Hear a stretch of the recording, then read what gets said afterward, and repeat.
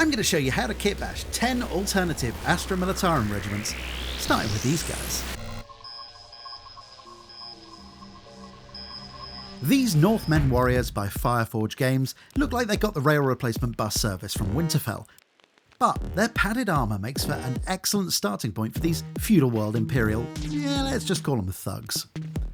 The core of the build is straight from the box, which is ideal for an infantry heavy faction, and the only thing you have to watch out for with these models is that they're scaled to slightly more heroic proportions than the more modern guard models. This makes them an ideal base for larger helmeted heads, in this case from a Tempestor Scion, because, and I know I'm on my own here, I think they're pretty neat. Sticking with the Scion theme, I chopped the cables off a hotshot lasgun, presumably to cool its shots, and make it read a bit more like a regular lasgun of a different pattern. Because in my headcanon, the Corivian hunters have quite a lot of buying power, presumably as a consequence of their thuggery. Funny how that works. I like my guard models to have packs because more gear is more better.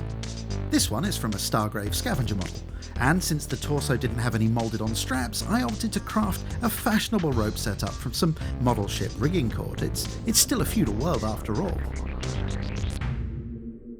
Fancy guns and optics meet primitive clothing and equipment. That's the vibe here.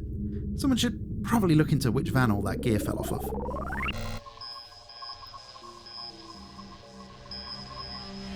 I have to thank a patron by the name of Ratchula Jones for the name and backstory to these guys, which is much more inventive than my initial concept of spacemen are cool. Breaches were the obvious choice. Less obvious was my decision to base the model before removing the Imperial Navy iconography, using the usual method of cutting, scraping and abrading with my fiberglass friend. As your favourite taxidermist will tell you, any arm will do, and I wanted a swashbuckling space sergeant. The Breach's auto pistol was married with a Baneblade commander arm, which did require some minor shoulder surgery. God, it's impossible to say that without sounding like Sean Connery. Shoulder surgery. Anyway, it was backpack time, and predictably, time for, friend of the channel, a Dragonian backpack. You see that big hemispherical void there? That gives you lots of options, and I thought this Anvil Industries dome bubble helmet was, frankly, cooler than it has any right to be.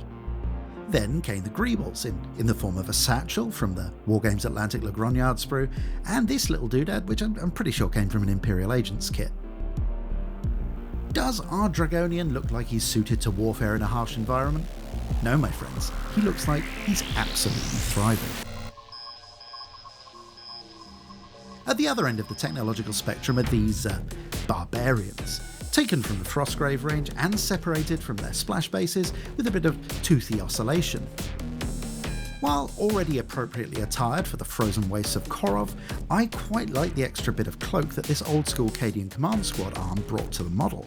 That and the gun, I suppose. And on the other side, I jammed in the best fitting Cadian arm that I had lying around in my bits box. The neck hole needed a bit of rotary ablation in order to facilitate an appropriate pose for the head, which also came from the Barbarian kit. And to finish off this super simple build, I slapped on a belt greeble from the Navy Breaches set and the traditional Dragonian backpack.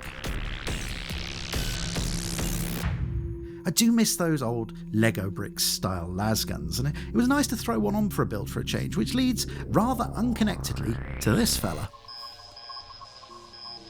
I'm a big fan of all the greeblies that come with the Stargrave Automata kit, but this is the first one that I've used for a full build. And once our cybernetically enhanced body was based and paired with Acadian grenade launcher, it was looking pretty much complete. One of the buzzsaw arms from the kit helped solidify the Deathworld vibes, while this sensor-rich face mask head was chosen for its weirdness, honestly.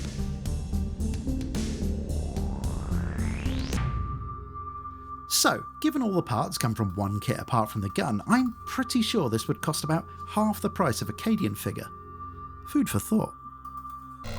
Let's do a slightly more involved build now that takes absolutely no visual cues at all from any sort of Legion, foreign or domestic. The Krieg bodies are excellent, but like the Majestic Snake, they do have an inconvenient neck, which is easily handled with the kitbashing equivalent of a sledgehammer. Also true for snakes. With our heroic pose suitably based, the new neck socket makes a snug home for my chosen head.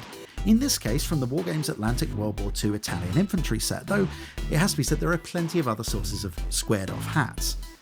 As if from nowhere, a pistol arm appeared while I set about butchering Acadian lasgun arm to make room for some knife shenanigans. The knife itself was also from the Acadian range, but thanks to my earlier surgery, the bottom of the hand needed a pommel. I cut this from a section of styrene rod and affixed it to the bottom of the fist in a manner broadly adjacent to competent. Then all that was left to do was to cover the back hole with a Stargrave scavenger pack and slap on some Acadian belt bling.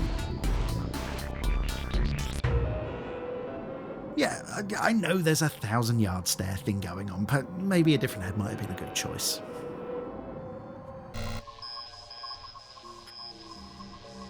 I'm going to be honest, I bought this box for the variety of heads, a statement that is, in fact, relevant. With our Space Italian liberated from its splash base and fused to its new 25mm footing, I plundered my Krieg supplies for an appropriately ancient-looking lasgun and its accompanying forearm. For the head, I went with one of the pith-style helmets from the box, which gives off a nice late 19th century vibe to the whole thing. If you don't fancy Italians or you're anti-moustache, there are a lot of different third-party pith helmets on the market. The model was finished out with a Krieg backpack and Acadian holster, and all in provided a model that's incredibly plausible to construct as part of a larger force, and if you're crafty with your sourcing of bits, probably a saving over buying Acadians. If you like greatcoats and Cylons, then boy do I have a quick build for you. These are the ever-popular, ever-flexible Wargames Atlantic Dragonians. To illustrate a different method of limb business, I opted to use the original arms mated to Acadian lasgun. This required some delicate finger surgery and the usual course of adversarial abrasion with the fiberglass pencil. And once mated together, this did give me a unique looking lasgun for whatever that's worth.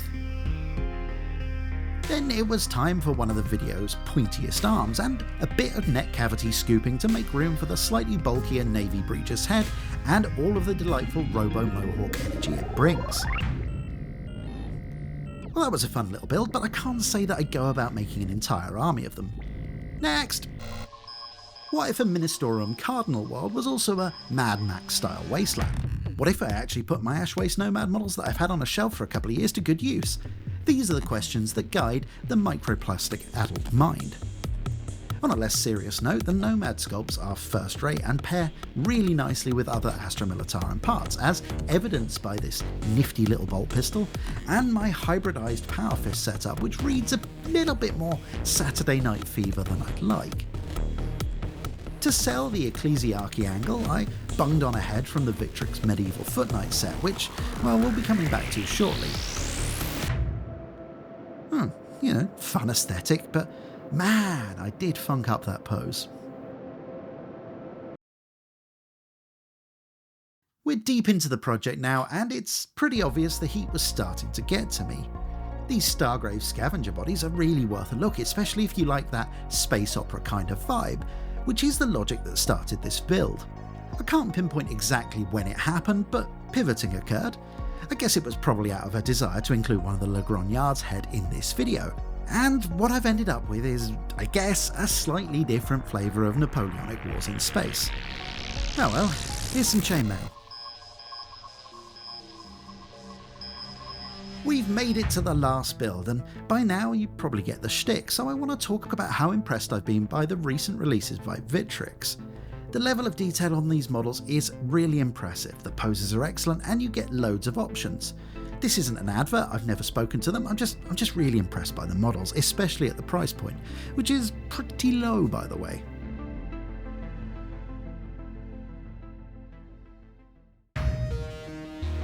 Anyway, that was a fun set of builds. It's nice to play around with narrative, invent your own things and basically do whatever the flip you want. Less nice is having to paint 10 different paint schemes in 36 hours. The last few videos have actually been a bit like that, and I'm bored of rushing things, so the next one, which is definitely a vehicle this time, I promise, will be very deliberate. Probably.